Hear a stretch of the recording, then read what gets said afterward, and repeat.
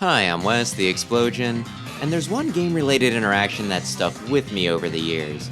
I was talking to a friend about Pokken Tournament and mentioned that I'd managed to get Gardevoir on my file up to the max level, and he sassed me, thinking I was doing some kind of flex.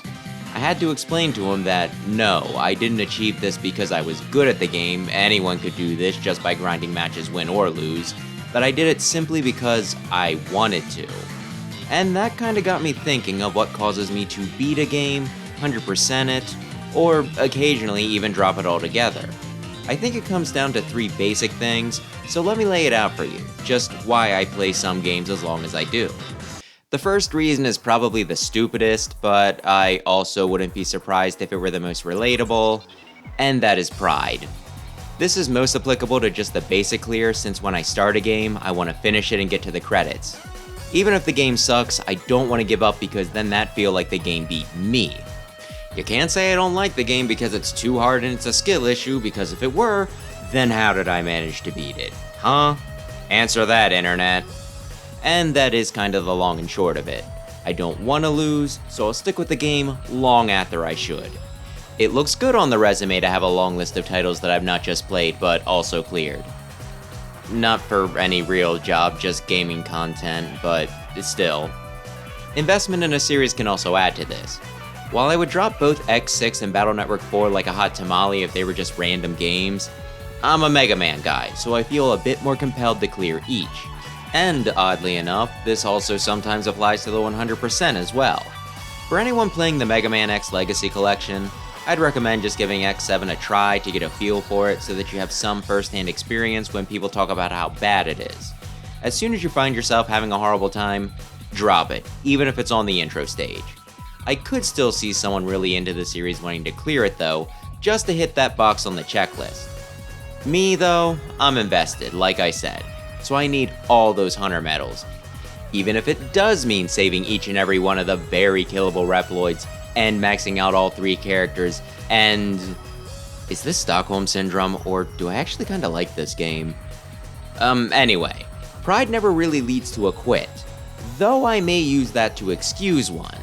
I've beaten plenty of games that did not deserve it, so if I drop one, I typically wind up blaming it rather than me. It's not my fault that your developer didn't know how to program, had no sense of game design, decided to save money by not hiring playtesters, didn't understand difficulty, rushed you out to meet a Christmas deadline, etc. Not that I'm necessarily on the mark with these accusations all the time, but hey, it does help keep me sane. The second aspect is how attainable a goal is. Knowing your limits is a pretty important thing, and going hand in hand with that is realizing when to give up. I am terrible at rhythm games, but I still enjoy them, since who doesn't love a good tune? Luckily, I can still beat most of the ones that I play, but a lot of times, that means making concessions, typically by dropping difficulty. There was also one time though, when I had to admit to just being so trash at Rhythm Heaven that I surrendered the controller to a friend, but hey, at least I got to listen to the whole game. Beyond my weak spots though, there are some times when a game is too hard and I have to put it down, with me knowing that I have no grounds to lambast it.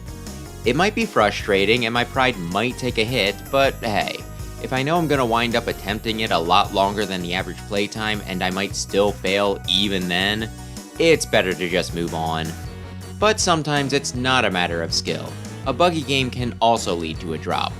Whether it simply doesn't work like it's supposed to or straight up crashes, it's probably better to just request a refund, or barring that, hope for a patch, though just quitting in disgust is also quite understandable. Even if the bug just triggers some of the time, so that you can get through it with a bit of luck and persistence, is it really worth it? Even if the game, running ideally, actually is a masterpiece, chances are you're not going to notice that if you had to restart and redo a bunch of the sequences a multitude of times during your run. This seems to happen somewhat commonly with indies on Switch. Not gonna call anyone other than the console out, but if you can get something on Steam...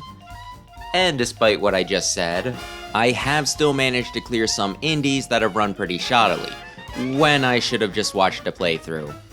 Seriously, one was a visual novel. You should not have trouble running something where the bulk of the gameplay is point, click, and read. And sometimes, clearing something is just too big of an ask. I played the Battle Cats Unite upon a recommendation and beat one of the campaigns, but partway through the second, I knew that it was going to take way too much grinding to make it through the rest of them, so I put it aside. I was having a good time with it, and there is a chance that I'll go back to it and work my way through bit by bit, but beating everything was just way too much of a commitment. But to swing in the other direction, attainability can also cause me to go the extra mile for that 100%. Or, in many cases, the extra just up the street. For some games, beating them pretty much is the completionist run. For Mega Man 2, if you win, you did it, congratulations. While I guess you could aim for all the E-tanks to feel truly alive, since you can only carry 4, that's kinda pointless. Just beat the game and you've pretty much done everything you could do without coming up with a challenge run. And for games like Mega Man 4, where there are a few optional things to find, you don't need to go too far out of your way to claim them. Plus, they can make later sections easier, so hey, as long as you know where they're at, why not just grab them? There's also titles that take a while to beat, but only a few extra hours to polish off, so those too can be an easy sell. Then there's ones with post-games where you can reach the credits and say you've cleared it, but that extra bit of content feels like a part of the core experience, so even if you did technically win, you're still compelled to keep going. And then there's Pikmin 4, where I'm not really sure what's considered the standard end. I swear, the game feels like it has at least 3 of those, so I just get all the treasures and castaways before I call it a day. It's Pikmin, you always 100% those. In a truly unique case, there's Pokemon, which has over 1,000 monsters to collect. I've heard people say that that's way too many, how's anyone supposed to clear the Pokedex, and Game Freak seems to agree. No longer including the national dex, and retiring the gotta catch 'em all tagline. Filling in the regional dex typically requires effort, but not a Herculean amount. And given that you can transfer Pokemon between games, well, what I'm saying here is catching them all isn't actually all that bad, assuming you kept up with the games. All you people whining about too many dang mon ruining the national dex for the rest of us, guess I'll just keep fiddling with my living dex. And hopefully surprising no one, the biggest reason I play any game is just because it's fun. When I'm enjoying myself, I want to keep playing, which can translate into replays, seeking out sequels or similar games, or, believe it or not, 100%ing it, just to give myself an excuse to not set it down. That's what happened with my Pokken example, me liking the game and going so far as to max out some of the characters. And of course, on the other side of things is the Ragequit, where a game is so unfun that I get so mad I just stop playing it, and in some cases, even strongly consider destroying the disc or cartridge, not only for some form of catharsis, but also so that there's no chance it can ever hurt me again. Remember kids, buy physical! Of course, because of reason 1, it has to be really bad. I have to be worried about my sanity and start reminding myself that I have so many other things I could be playing. From my triple-digit backlog, or just an old favorite, which I might need to remind me that I still do actually like video games if something managed to push me that far. And it really shouldn't be such a hard sell either. Video games are a leisure activity, so they should only be played for fun, and there are so many other options.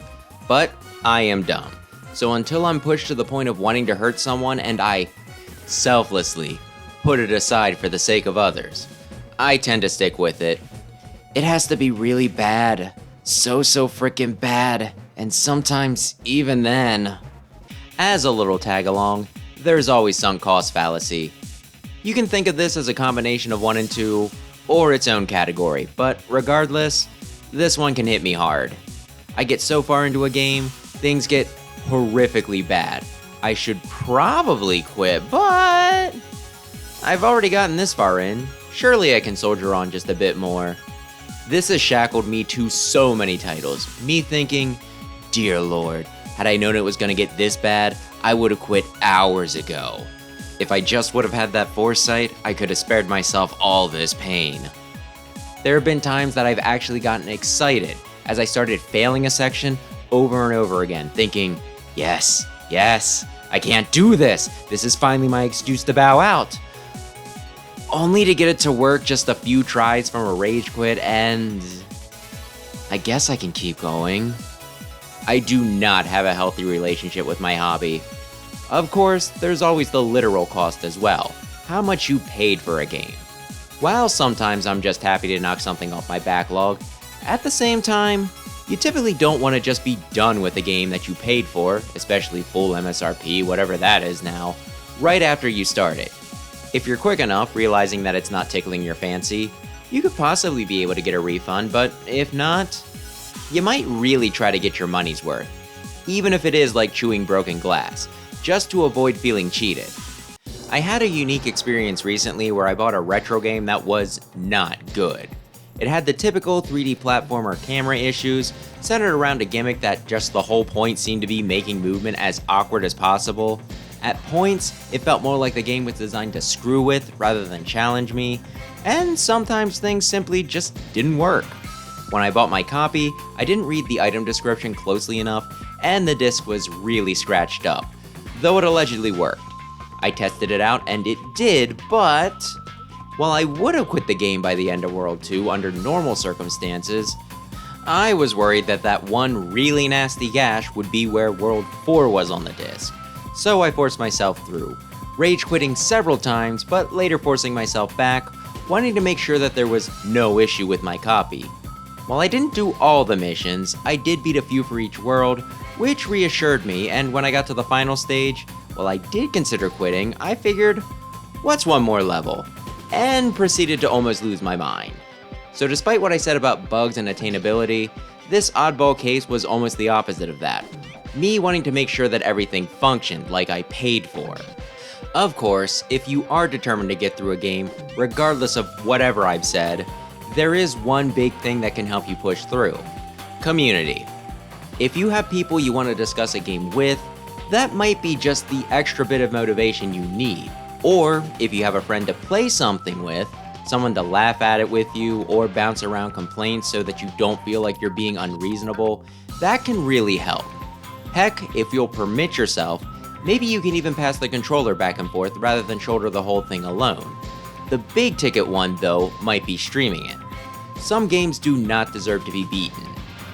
Well, maybe physically knocked around, I just mean not worth the effort they take to clear.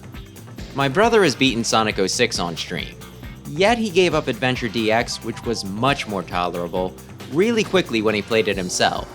A friend and I somehow got through Balan Wonderworld together, despite it almost breaking me, and I continue to do runs of some pretty awful Mega Man titles, just to build up my streaming resume, and also do videos on them.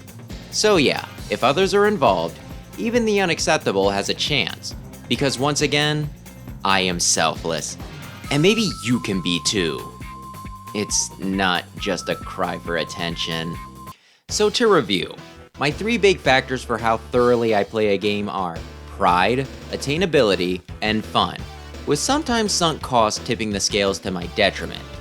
And while I'd say that the reverse order should be the most important, the way I laid them out is probably more accurate to how I actually decide. I'm toxic, but only to myself. So while it might be hypocritical, if you have one takeaway from this video, I'd say, don't play games that aren't fun. Unless it's your job, they should only be a leisure activity, so forcing yourself to beat one just so that no one can be impressed isn't worth it.